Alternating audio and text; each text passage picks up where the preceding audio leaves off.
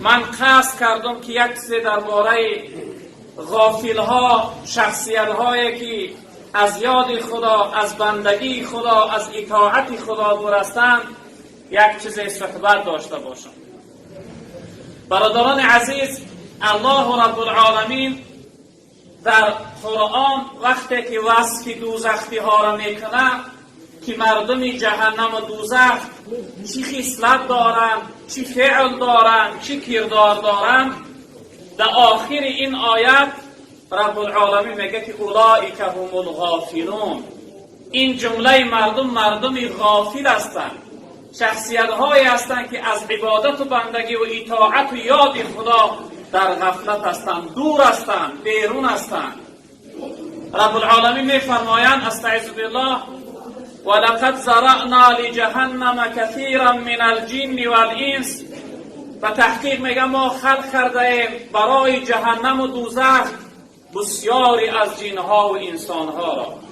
یعنی برای دوزخ، برای عذاب دوزخ، برای پر کردن دوزخ رب العالمین میگه ما خلق کرده ایم بسیاری از جنها و انسانها را.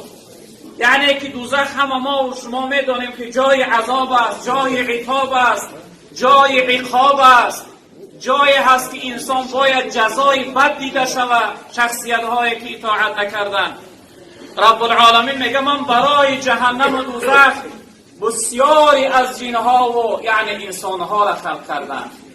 مفسرین کرام میفرمایند میگن ای مردم شما یک چیز اهمیت بتید که خداوند در این آیت کثیر گفت، یعنی بسیار گفت، یعنی که اکثر مردم اهل دوزخ هستند. خداوند این دلالت در این آیت دارد. کثیرا من الجن والانس، بسیاری از جنها هم مکلف هستند. برای جنها هم امر عبادت و بندگی شده است. اونها هم مثل ما برین در آخرت پرسیده می شوند، عذاب می شوند. اونها هم در آخرت جواب دارند. اکنون نشانه هایی که اهل دوزخ دارند رب العالمین فرموده است لهم قلوب لا یفقهون فیها لا یفقهون بها. تن دوزخی ها یکمین نشانه شو این است که دل دارند اما در دل اونها فکر نیست. در دل اونها یعنی تفکر درباره دینداری، درباره عبادت، درباره اطاعت و بندگی خدا نیست. چنانچه که امروز اکثر مسلمان ما فکر عقیده و اعتقادشون این است که خداوند گویا که اونها را برای خوردن خواب رفتن خلق کرده باشد. اکثر مردم این اعتقاد دارند که روز برای کار کردن و شب برای خواب رفتن. اعوذ بالله. اکثر مردم ما این عقیده را دارند، این اعتقاد دارند. بسیاری از اهل دوزخ رب العالمین گفتن که دل دارند اما دل به طرز درست استفاده نمیبرند. دل مکانی هست که باید محبت دوستی خدا باشد، اما اگر 99% مؤمن و مسلمان اگر امروز تحقیق کنی در دل او محبت الله از محبت دنیا و دیگر چیز بالاتر نیست.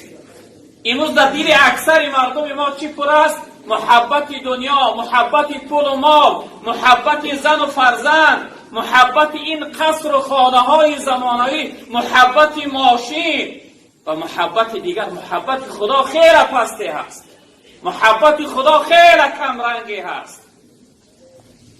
دل دارند اما در دلهای اونها محبت حقیقی نیست، علم خدا شناسی نیست.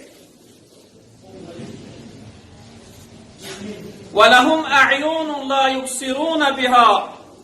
این گروه مردمی دوزخی چشم دارند اما با این چشم آیتهای خدا را نمیبینند، گفته های خدا را نمیبینند، قدرت و توانایی و بزرگواری خدا را نمیبینند، نیکی های خدا را نمیبینند. چشم اینها مثل عاجز شده است در حقیقت بینی. فقط چی میبینند؟ دنیا میبینند، فقط زمانه میبینند، فقط مرور زمانه میبینند، فقط ترقیات دنیاوی میبینند، اما آخرت را در نظر آیتهای خدا را در نظر نمیگیرند. چشم دارند، چشمشو برای چه هست؟ فقط برای دیدار پیش پاشون. حقیقت نعمت خدا را، قدرت خدا را، آیت خدا را، معجزات الهی را نمیبینند. متاسفانه امروز اکثر مسلمان ما این فعل عادت دارند. ولهم آذان لا يسمعون بها. این گروه مردم گوش دارند اما با این گوش ها حقیقت نمیشنوند، با این گوش گفته خدا را نمیشنوند، یعنی اکثرش نمیخواهند که بشنوند، فقط به نام مسلمان. گوش دارن اما گوش حق شنو نیست. اگر یک روز تا بگاه یک موسیقی یا یک نغمه گذاشته باشه اون گوش میکنن چقدر براحت هستند، اما یک تلاوت قرآن، یک امر معروف، یک گفته حقیقت ناراحت میشوند، نمیخواهند که بشنوند. رب العالمین این جمله مردمی که این سه فعل دارند براشون چی میفرماید؟ رب العالمین میفرماید که اولئک کالانعام. نعوذ بالله. رب العالمین میگه این جمله مردم مثل حیوان هستند، مثل گاو برین هستند. این مردمی که دل دارند اما دل به طرز درست استفاده، در دل محبت خدا را جا نکردند، محبت رسول الله را جا نکردند، محبت قرآن را جا نکردند، محبت دین را جا نکردند، محبت حقیقت را جا نکردند، محبت بنده های خدا را جا نکردند. این گروه مردم خداوند میگه مثل حیوان هستند. بل هم اضل، بلکه از حیوان در گمراه تر هستند. خداوند میگه این گروهی که حقیقت نمیبینن، حقیقت نمیشنون، حقیقت در دل جا نمیکنن، رب العالمین اینها میگن بلکه از حیوان بدتر هستند. در آخر آیت چی میفرمایند؟ اولئک هم الغافلون. این گروه مردم غافل ها هستند. غافل چی شخصیت گفته میشه برادری بزرگواری من؟ غافل شخصیتی میگن که از بندگی خدا دور است، از عبادت خدا دور است، از ذکر و یاد خدا دور است، از فرمانبرداری و اطاعت الله دور است. این جمله مردم غافل ها هستند.